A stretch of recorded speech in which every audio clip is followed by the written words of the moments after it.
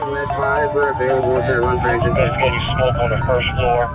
You would have no understanding of how fast it happens and how fast it grows out of control and how fast the smoke moves and how fast a home you've lived in for years can seem like a maze. Returned North Shore Engine 81. We had a cooking fire contained. On the Milwaukee Fire Department, we're actually seeing an increase in fires, and it just keeps climbing. The reason for that climb is a building stock that does nothing but get older year over year. In the US, housing has really never been more expensive. And that's because there isn't enough of it. There's a shortage of 4 to 7 million homes. Through research and data, we're working to help states and localities find ways to add new homes, especially apartments and townhouses, because that helps bring down the cost of housing for everyone. But challenges exist, like the cost to build, restrictive zoning, and slow permitting. Also, we heard from some building code officials a perception that new apartments are dangerous from a fire safety perspective.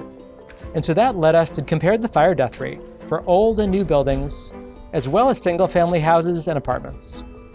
What we found surprised us, but it wasn't surprising to some firefighters.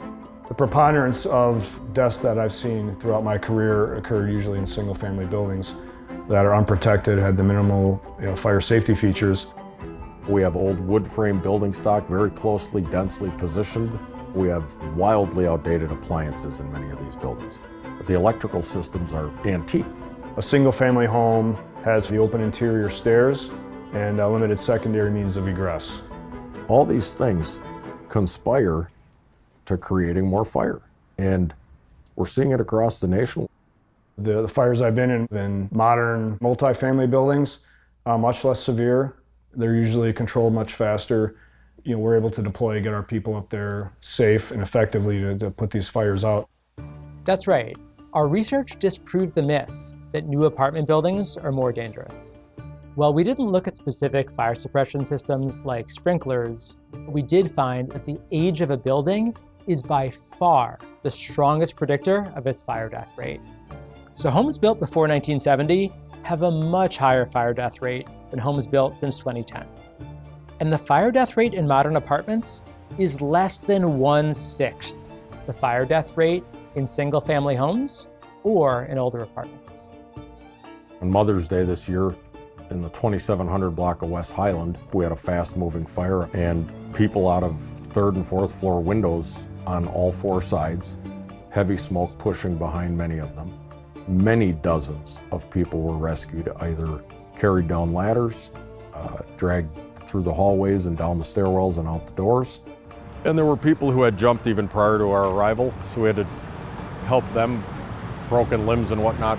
If that building had sprinkler systems, that fire would have been stopped with 15 or 20 gallons of water. If the building had modern fire protection systems in there, it would have controlled the fire and we could have sheltered most of those occupants in place. Instead, we've got this enormous vacant albatross of a building here and 5 lives lost. No need for it. Car 300, engine 16, Met 19. We cannot compel anybody to upgrade fire suppression systems for buildings built pre-1974. We learn from tragedies, so we're seeing much more robust code enforcement in modern construction. There are a lot of fire safety features in modern apartment buildings, and that's why we see a fire fatality rate that is so much lower in newer apartments than in other housing types. This is where the water comes in from the city and then eventually makes its way up to all of the sprinklers. Modern residential high-rises and apartment buildings have 4 to 6 inch standpipe systems that allow fire departments and/or civilians to hook up fire hose to.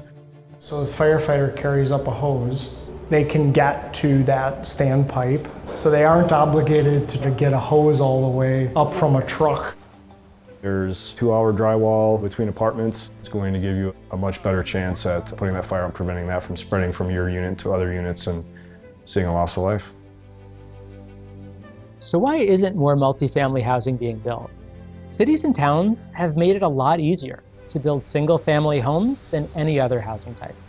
Multifamily buildings require a slower and more difficult permitting process. But some towns and cities are changing the rules to make it easier to build. And in places that are adding more apartments and more townhouses, that's where we're seeing affordability improve the most. So my crusade is to help developers, architects, building engineers, fire protection engineers, and municipalities show the world that multifamily developments help stabilize the cost of renting. Moreover, it provides a huge margin of safety for occupants and firefighters alike.